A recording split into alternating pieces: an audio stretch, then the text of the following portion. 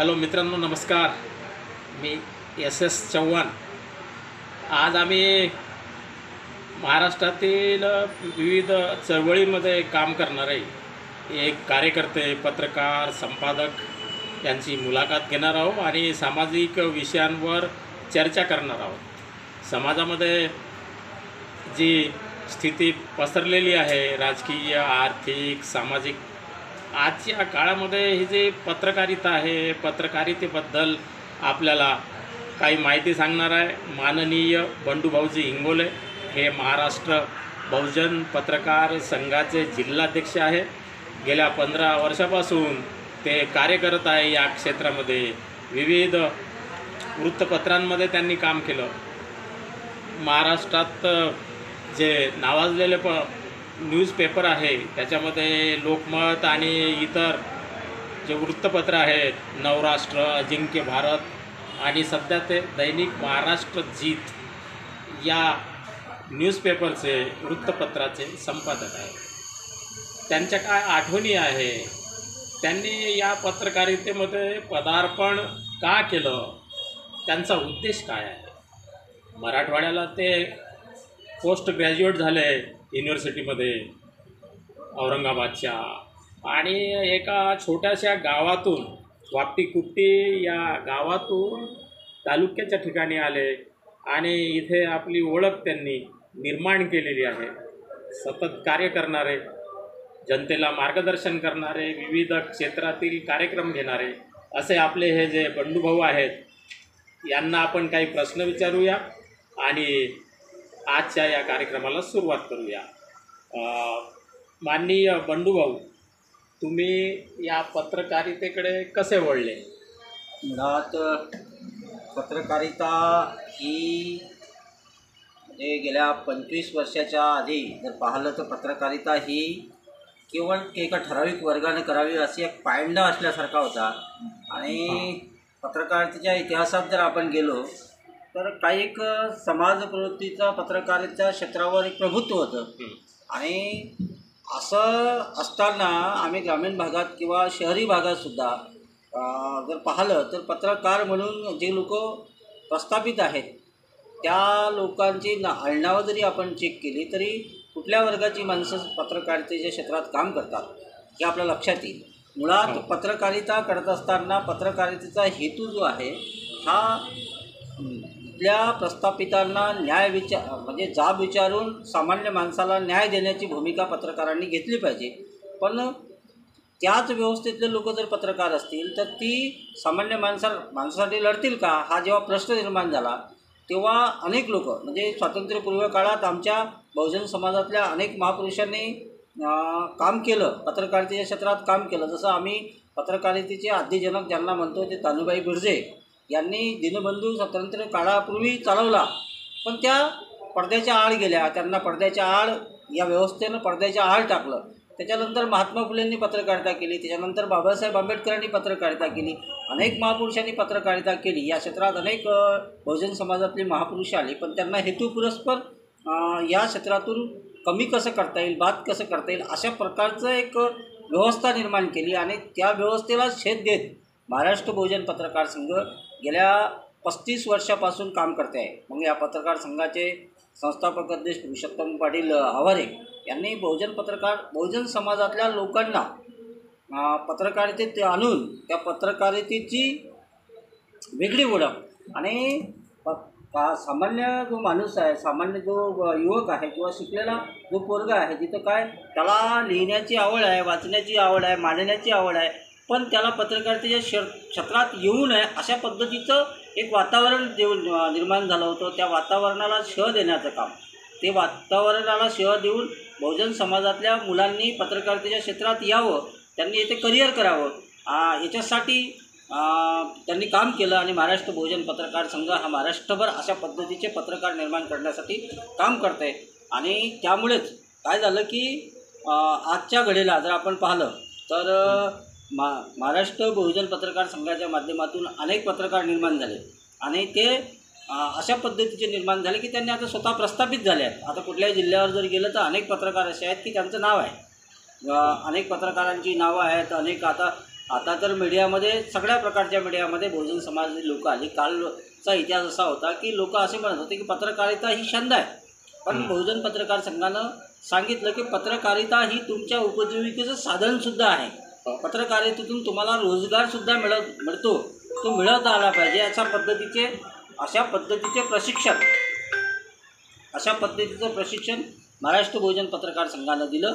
आणि या पत्रकारितेत मला येण्याचं कारण काय असलं पाहिजे तर मी पत्रकारितेच्या कॉलेजमधून आल्यानंतर ग्रामीण भागामध्ये शेतीचा व्यवसाय करायचो.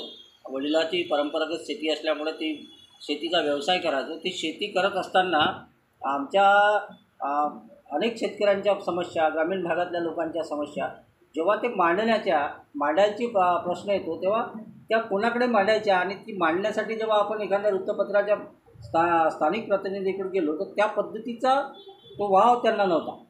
त्याच्यामुळे काय झालं की आपणच का ही सुरुवात करू नये अशी एक मनात आला आणि आम्ही सुरुवात केलं. मग स्थानिक पातळीवरच्या वार्ताहरापासून काम सुरू झालं. वार्ताहर असेल, मग तालुका प्रतिनिधी असेल, मग वेगवेगळ्या वृत्तपत्रामध्ये लिहिणं असेल. मग आता आम्ही आमचंच एक दैनिक सुरू केलं आणि अशा पद्धतीचा हा प्रवास आहे. त्यातून प्रामाणिकपणे आम्ही सामान्य माणसाला, त्यातल्या त्यात ग्रामीण भागातल्या माणसाला न्याय देण्यासाठीची भूमिका आम्ही वृत्तपत्राच्या माध्यमातून करतो. बरं. आणि बंडूभाऊ, तुम्ही मला हे सांगा की पूर्वीची पत्रकारिता आणि आत्ताची पत्रकारिता याच्यामध्ये काही तुम्हाला अंतर दिसते का? थोडक्यामध्ये सांगू शकता? आता तसं जर पाहिलं तर काय आहे की पूर्वीची पत्रकारितेला आपण काय म्हणू की सत्तेला प्रश्न विचारणारे लोक, ही खरी पत्रकारिता होती. पण आजची पत्रकारिता जर आपण पाहिली ती सत्तेसोबत जाणारी पत्रकारिता आहे. सत्तेतल्या माणसांना पुढं करून त्याच्याच नावाचा उदो करणारी पत्रकारिता निर्माण झाली. त्याच्यामुळे आजच्या आणि कालच्या पत्रकारितेचा विचार जर केला तर कालची जी काही पत्रकार होती ती सत्तेला विचारणारी होती, सत्ताधारी लोकांसोबत जाणारी वाटते का? आताची पत्रकारिता ही कायम सत्ताधारी म्हणजे तसं जर पाहिलं तर आम्ही जे मेन स्ट्रीम मीडिया ज्याला म्हणतो, इलेक्ट्रॉनिक मीडिया ज्याला म्हणतो, तर जवळपास मीडिया जी आहे ही मीडिया सत्ताधाऱ्यांच्या दावणीला बांधल्यासारखी आहे. त्याच्यामुळं आता जी काही थोडे बहुत वृत्तपत्र आणि यूट्यूब चॅनल्स आहेत त्याच्यामुळे पत्रकारितेचा एक आवाज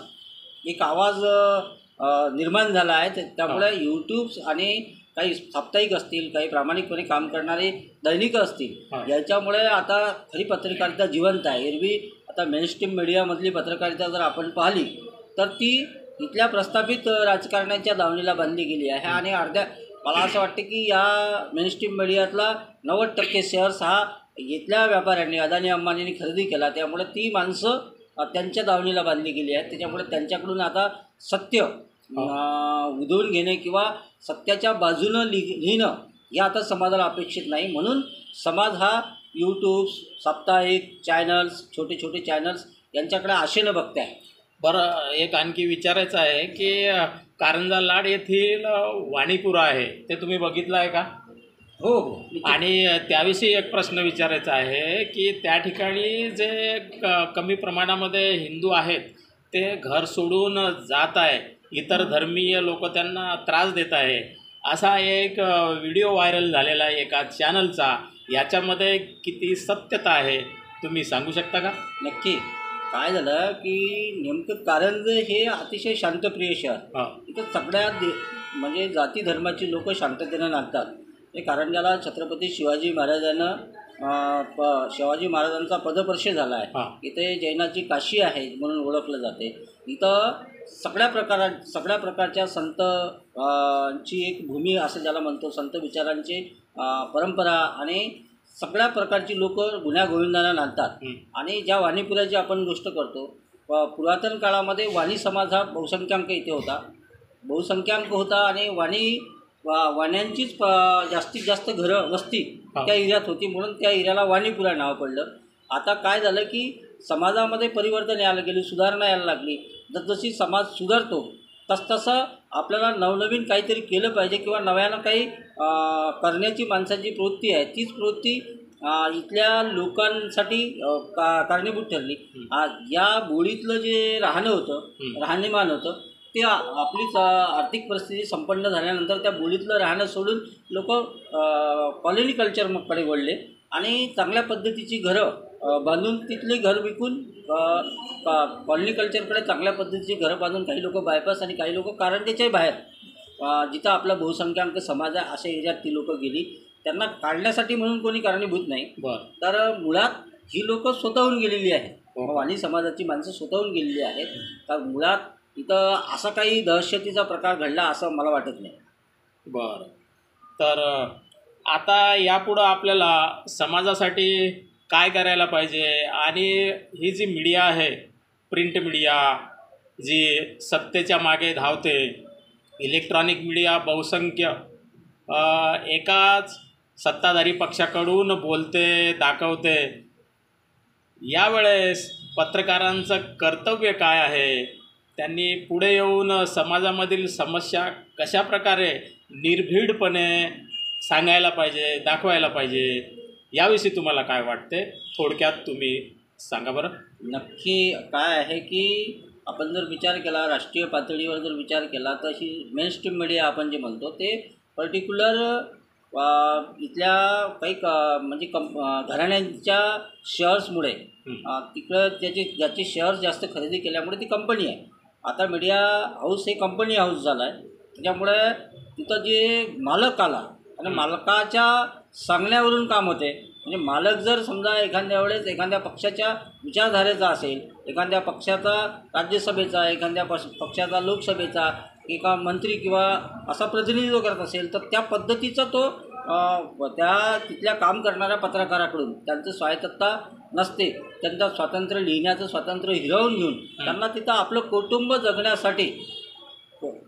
जगण्यासाठी ते अशा पद्धतीनं ते पत्रकारिता करण्याची वेळ तिथल्या लोकांना म्हणजे एक नोकरी म्हणून ती नोकरी करतात. पण मुळात पत्रकार म्हणून आता सगळ्यांनी प्रिंट मीडिया असेल किंवा इलेक्ट्रॉनिक मीडिया असेल किंवा छोटी यूट्यूब चॅनल्स असतील किंवा साप्ताहिक असतील, या सगळ्यांनी मिळून सत्यासाठी आता लिखाण करण्याची गरज आहे. कारण असत्याची आता खूप मोठी असत्य वाढलेलं आहे असं मला वाटते.